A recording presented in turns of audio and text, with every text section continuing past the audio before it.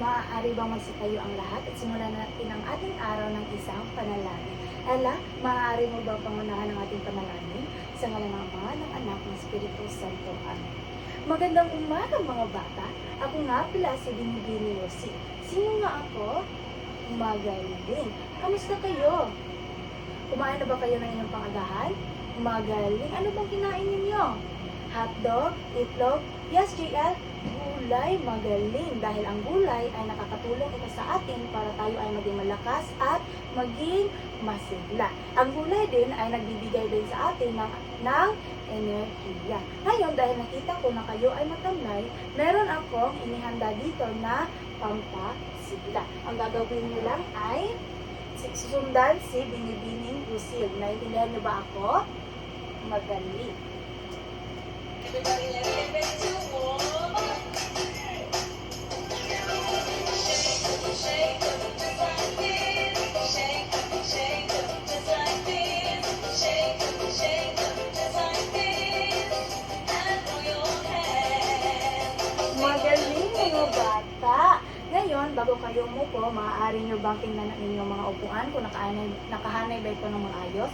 Maaari nyo bang tingnan din ang inyong mga katabi kung meron nakasuot ba sila ng kanilang ID at maayos ba ang kanilang uniforme? Maaari na kayong umupo. Ngayon, bago tayo magpatuloy, titingnan muna natin ang ating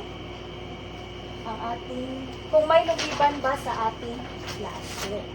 Tatawagin ko ang inyong mga pangalan at ang gagawin nyo lang ay sasabihin kung ano ang gusto nyong pagkain. Intindihan nyo ba mga bata? Magaling. JL, baby, Ella, magaling. Dahil walang lumiban sa ating klase, maaari ba nating bigyan ang bawat isa ng isang magaling class? Alam nyo ba yun mga bata? Ganito lang yon. Isa, dalawa, tatlo. Isa, dalawa, tatlo. Magaling, magaling, magaling, magaling, magaling. Ngayon, alam niyo ba na ang bawat lugar natin pinupuntahan ay may mga panuntunan o rules. Kagaya ng inyong mga tahanan, may panuntunan ba kayo? Dahil dito sa ating silid-aralan, meron tayong panuntunan o alintutunin na sinusunod. Maaari niyo bang basahin mga bata? Maraming salamat. Ngayon, meron akong ibibigay sa inyo na aktibidad. At ang aktibidad natin ngayon ay ang gagawin nyo lang ay pasensya mga bata dahil itong aktibidad natin ngayon ay tungkol sa ating aralin kahapon. Sino nga ba ang nakakaalala sa ating aralin kahapon? Yes, JL? Magaling. Ngayon, meron akong ibibigay sa inyo na aktibidad at ang gagawin nyo lang ay pipiliin kung ano ang tamang sagot. Ang unang katanungan natin ngayon ay ano ang tawag sa rehiyon kung saan matatagpuan ang kabisera ng Pilipinas? Yes, JL, anong sagot dito? Letter C. Magaling. Ang sagot natin dito ay National Capital Region or NCR. Ikalawa naman, ano ang opisyal na pangalan ng kabisera ng Pilipinas na matatagpuan sa NCR? Yes, Ella. Ang sagot natin dito ay letter D. Ang sagot natin dito ay Manila. Ang ikatatlo naman ay alin sa mga sumusunod ang hindi kabilang sa mga pangunahing lungsod ng Metro Manila? Yes, baby. Ang sagot dito ay letter C. Ito ay Cabanatuan. Magaling mga bata. Ngayon, meron naman akong aktibidad na ibibigay sa inyo.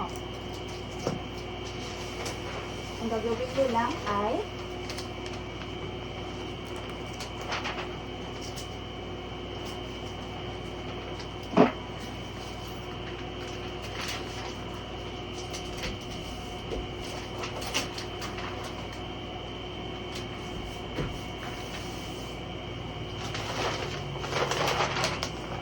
sandali lang mga bata.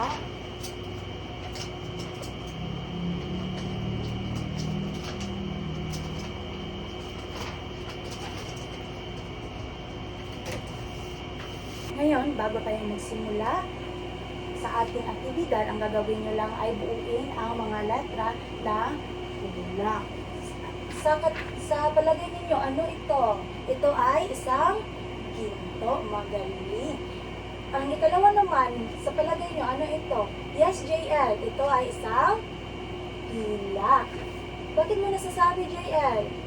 Magaling, JL. Maaari ba natin bigyan si JL ng isang magaling lap? Isa, dalawa, tatlo. Isa, dalawa, tatlo. Magaling, magaling, magaling, magaling, magaling. Ngayon, ang ikatatlo naman.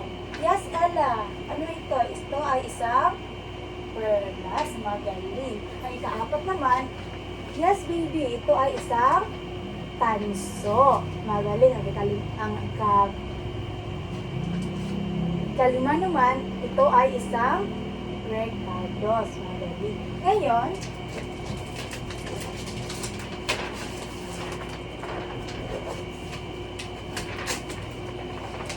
Ngayon, bago tayo magpatuloy,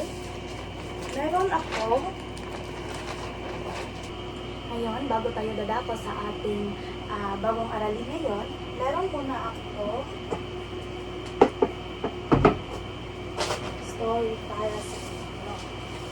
Ang pamagat ng ating kwento ngayon ay ang lihim na paglalakbay ni Kaloy at ang lumang mapa. Si Kaloy ay isang bata nakatira sa tabi ng dagat. Mahilig makinig sa mga kwento ng kanyang lolo Tasyo.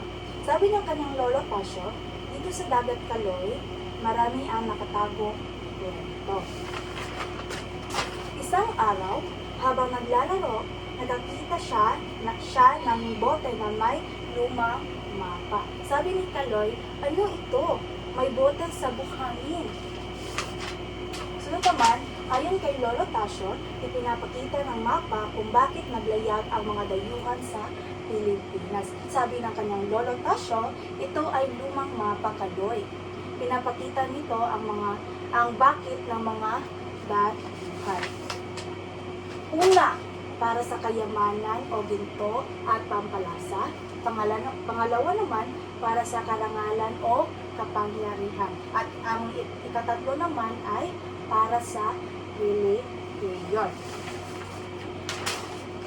Naintindihan ni Kaloy na ang kasaysayan ay parang kayamanan na nagtuturo sa pagmamahal ng bayan. Sabi ni Kaloy na ang kasaysayan pala ay higit pa sa ginto.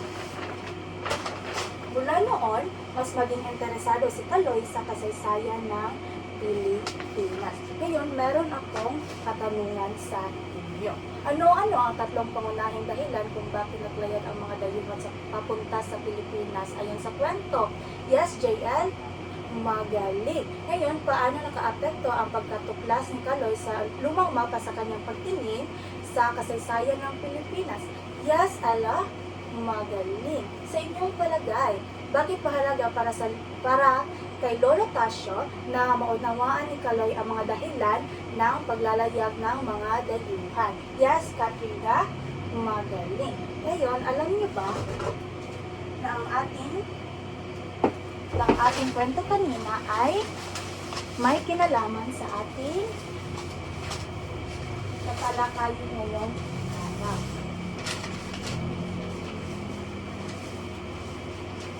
Ang pamagat ng ating aralin ngayong araw ay tungkol sa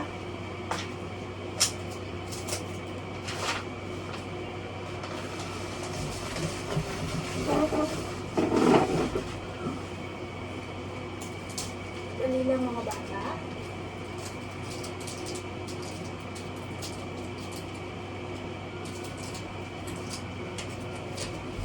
Ang pamagat natin ng ngayong araw ay mga dahilan ng Espanya sa pananakop sa Pilipinas. Ngayon, bago tayo magpatuloy, titingnan muna natin ang ating layunin.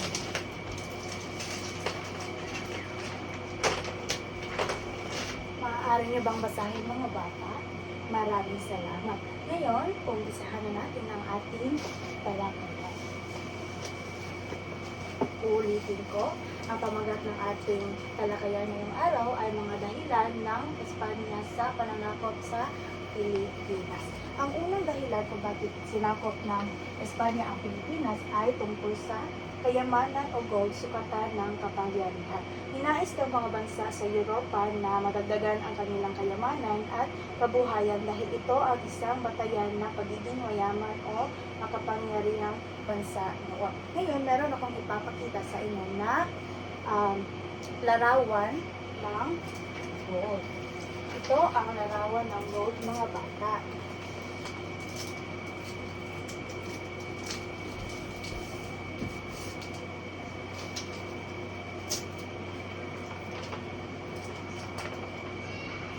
Ito ang isa sa mga dahilan kung bakit sinakop ng mga Espanyol ang Pilipinas. Sunod naman ay merkantilismo. Ang merkantilismo, ito ay naniniwalang mas lalakas at mas magiging makapangyarihan ang bansa kung magkaroon ito ng maraming nalikom na kayamanan o pilak at ginto. Ngayon naman, susunod ay Kristyanismo o God, sandalan ng paniniwala. Isa sa mga layunin o misyon ng mga Espanyol sa kanilang pananakop ay ang pagpapalaganap ng Kristyanismo. Nagsimula ang pagpapalaganap ng Kristyanismo sa Pilipinas nang dumating ang ekspedisyon ni Ferdinand Magellan. Ito si Ferdinand Magellan, mga bata. Sandali lang. Ito ang larawan ni Ferdinand Magellan.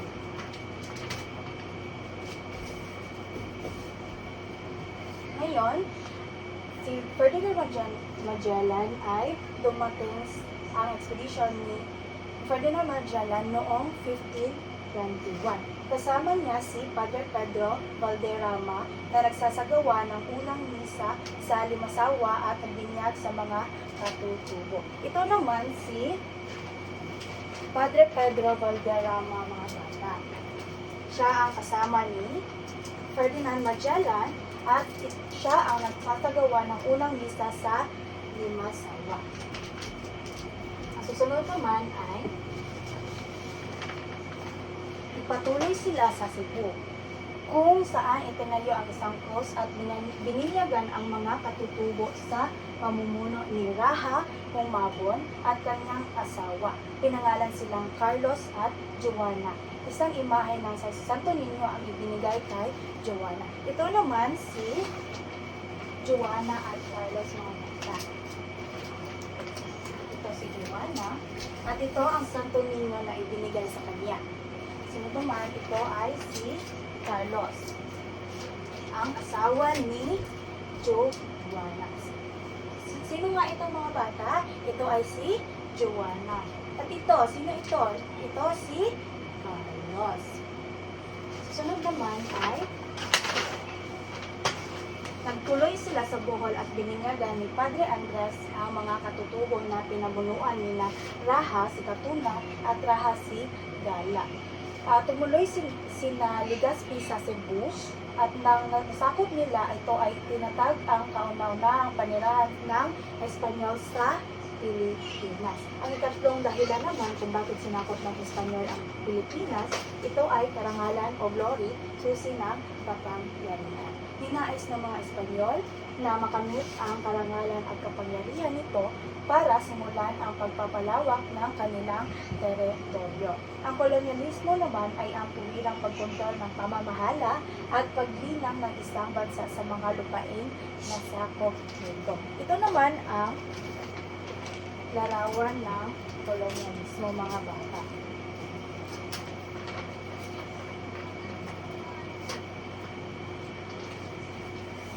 Sila ay nagkamit ng karangalan at kapangyarihan para simulan ang pagpapalawak ng kanilang teritoryo. Ngayon, meron ba kayong mga tanong o mga klarifikasyon tungkol sa ating talakayan ngayong araw? Madali. Ngayon, meron akong ibibigay sa inyo na activity. Ang papangkatin ko kayo sa tatlong pangkat at ang gagawin ng unang pangkat ay Ang pamagat ng inyong gawain ay hanapin ang matapat.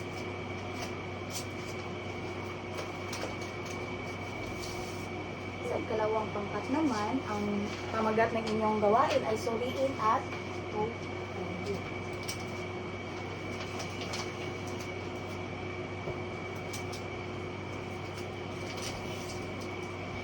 Sa ikatlong pangkat naman, ay ang gagawin nyo lang ay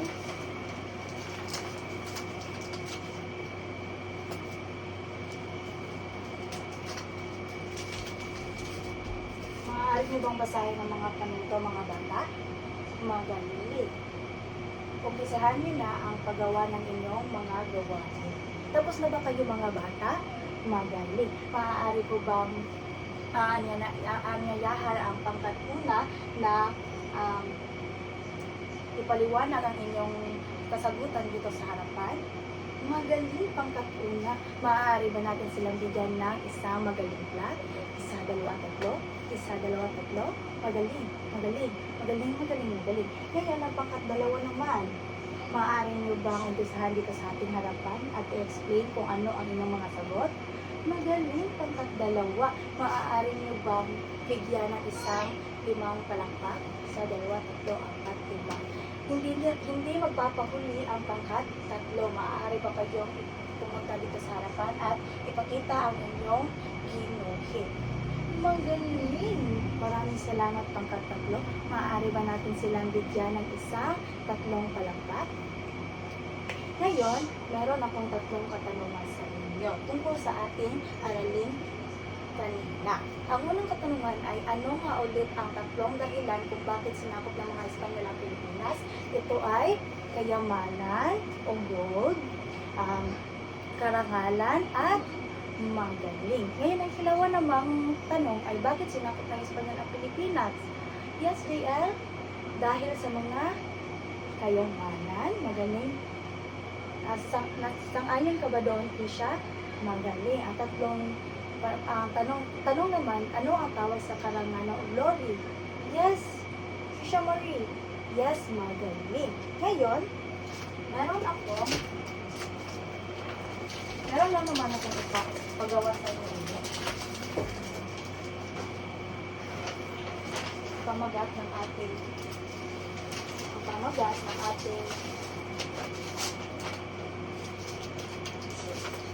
aktibidad ngayon ay itugma. Maaari niyo bang basahin ang panuto mga bata? Maraming salamat. Bibigyan ko lamang kayo ng 5 minuto para sagutan ito. Tapos na ba kayo mga bata?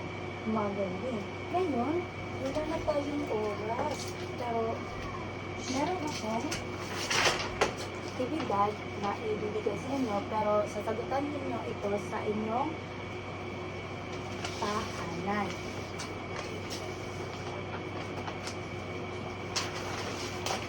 Sandali lang mga bata.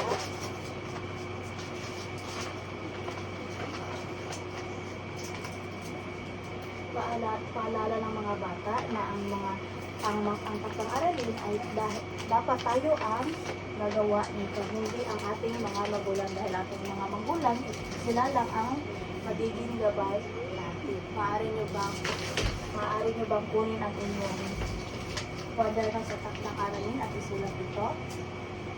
Tapos na kayo mga bata? Magaling. Ngayon, pabalikan muna natin ang ating live view. Kung nakamit ba natin ito. Ang una ay natutukoy at may papaliwanag ang 3 pangunahing dahilan ng pananakop ng Espanya sa Pilipinas o God, glory, o gold. Nakamit ba natin ito? Magaling. Napapahalagahan ang kabuluhan ng pag-unawa sa kasaysayan ng kolonisasyon sa pagbuo ng pambansang kamalayan. Nakamit ba natin ito mga bata? Magaling. Ipapaliwanag ang papel ng relihiyon, kayamanan at kapangyarihan sa pananakop ng Espanya. Nakamit ba natin ito? Magaling. Ngayon, dahil tapos na tayo, maaari ba kayo magsitayo at imbisahan natin ang ating pangwakas na panalangin. JL, maaari mo ba itong paunahan? Sa Ama ng Anak ng Espiritu Santo. Amen. Paalam mga bata.